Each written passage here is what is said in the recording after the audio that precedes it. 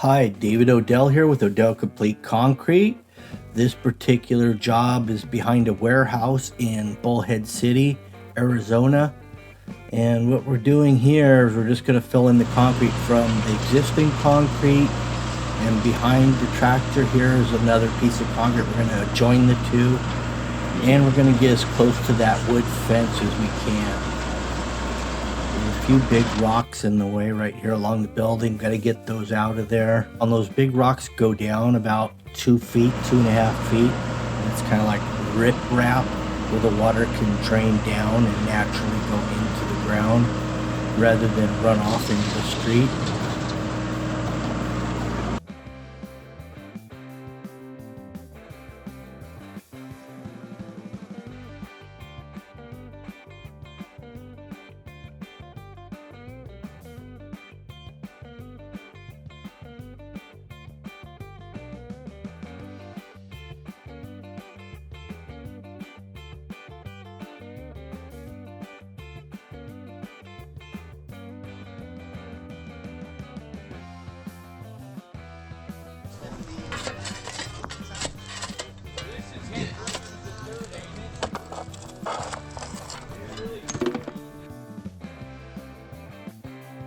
What we're going to be doing here is putting a channel drain in the middle and sloping all 4 corners of the concrete to that channel drain.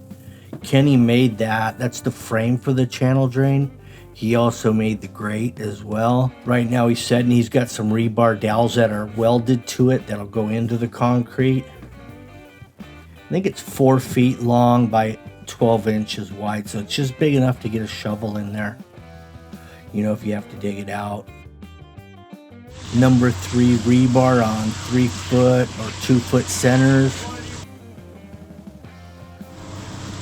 We have Steve, Kenny, myself on this pour. Also we have a new guy, Greg. One of Kenny's friends came in. He's a retired police officer.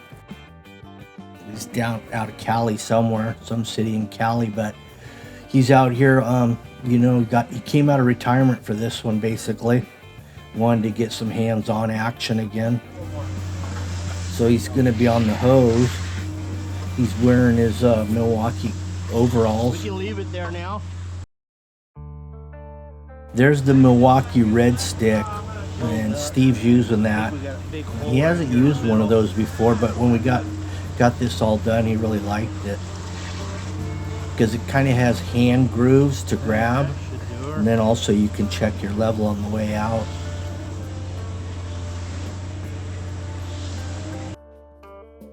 We're pouring all this 6 inches deep. The temp is pretty hot right now. We're at 5 in the morning, and I believe it's about 100 degrees already at this point. But if you'll notice the existing concrete, it's all saw cut. So we want to match the saw cuts. It's going to be tricky because this stuff's going to want to crack while it's drying out in this kind of heat. Because I think we maxed out at about 115 by the time we came back to saw cut. This was about right around 115. And we gave it about 3 hours between Broom and then coming back to saw cut this.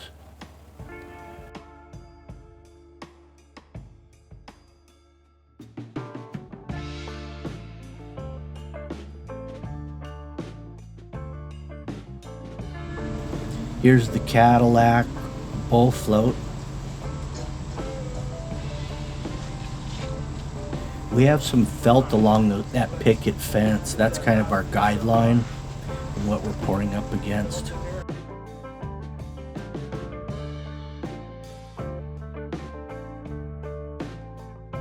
You can see the roof drains, the gutters, the downspouts drop right onto this slab, which in turn is going to go into that catch basin, the French drain system. It'll be slow draining, but you know when it's 115, it's not going to only go down, but it's going to evaporate just as quickly.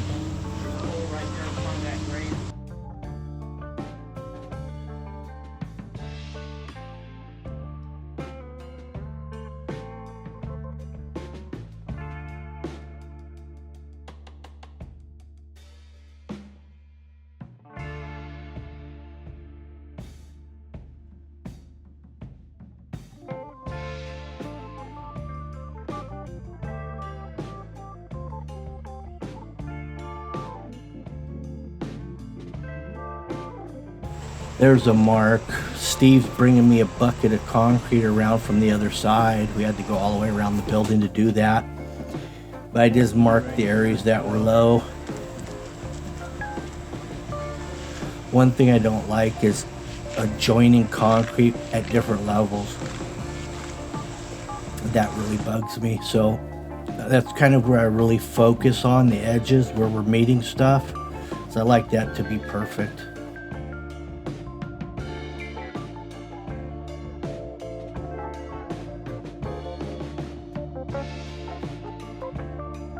Now here comes the sun. That shade's starting to go away. This also has 2% retardant in it. Has fiber mesh, a 3000 psi. The only thing we don't have is chilled water or ice water in the mix, which might be a good idea. I know in Las Vegas you can get chilled water, and some of the barrels have misters on the outside to keep that load cool.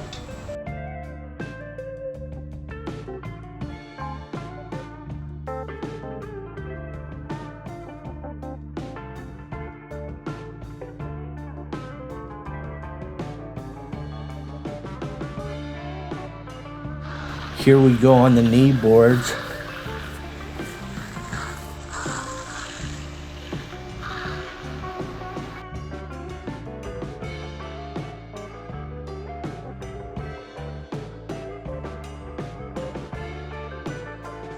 We got to catch the edge. A lot of times we'll just go ahead and funny trowel and broom, but we had to catch the building edge, which you got a kneeboard, and we had to get an edge along that felt. So you have to kneeboard that.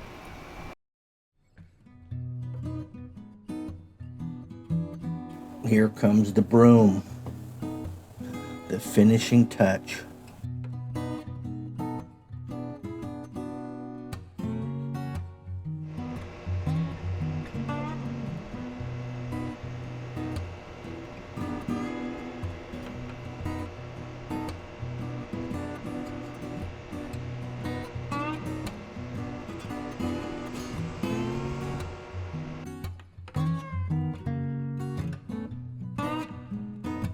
And if you'll notice my new shirt, I got that from my brother, Darren Odell.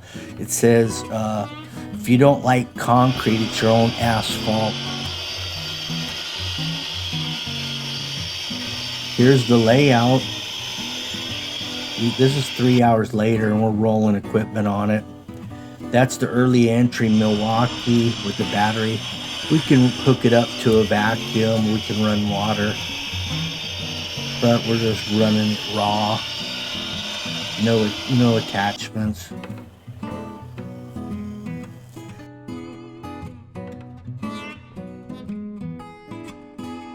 And then I like to finish it up with the 9-inch Milwaukee M18 battery. I deepen all the edges and the intersections where the cuts meet. And that assures you that the crack's gonna stay in that line. You can do it with the 4-inch grinder also, but I just like the 9-inch because I don't have to bend over as far, and I can hang the tool down and I can just run them.